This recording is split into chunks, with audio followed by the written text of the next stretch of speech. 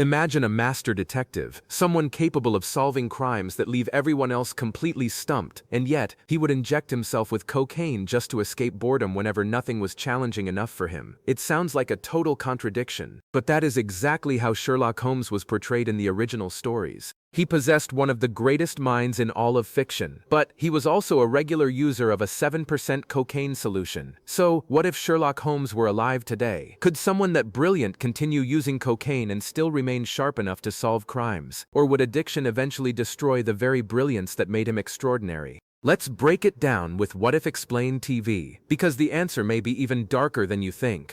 First, why did Holmes even turn to cocaine? Looking at him through a modern lens, Holmes shows traits that many people today might associate with ADHD or other forms of neurodivergence. When a new case arrives, Holmes is completely in his element. Every clue stimulates his mind, pulling him deeper into a puzzle he cannot resist solving. But once the mystery is over, that stimulation vanishes, and boredom quickly takes its place. And that's when cocaine enters the picture.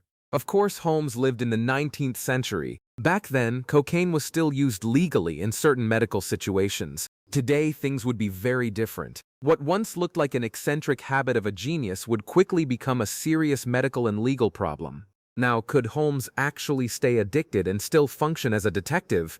At first, probably. In the early stages, stimulants could make him feel sharper than ever. He might spend entire days chasing leads, remembering tiny details everyone else misses, and connecting clues at lightning speed. From the outside, he'd look like a super detective.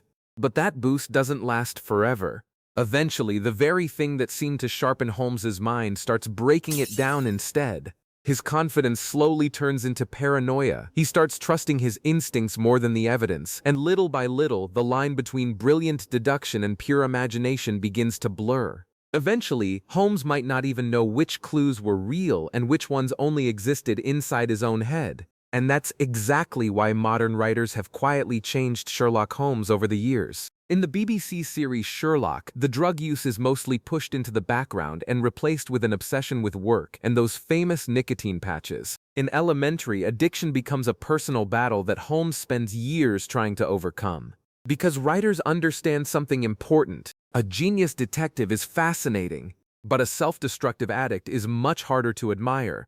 And honestly, even if drugs never destroyed Holmes's brain, modern society might destroy his career first.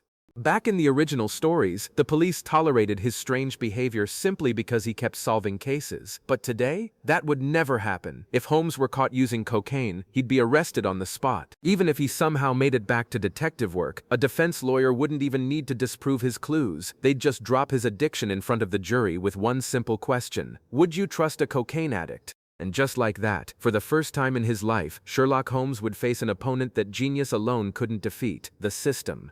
So whether cocaine damaged his judgment or the legal system pushed him out of detective work, the result would be the same. Eventually, Sherlock Holmes might no longer be able to do the one thing that defined him: solving crimes. So what do you think? Would Sherlock Holmes still become the world's greatest detective if he lived today? Or would cocaine or the modern legal system end his career first? Let us know in the comments below. And if you have another what-if theory you would like us to put to the test, leave that too. It might just become our next video. And don't forget to like, share, and subscribe to What If Explained TV, where we put impossible questions under the microscope of science and reality. Thanks for watching, and we'll see you in the next one.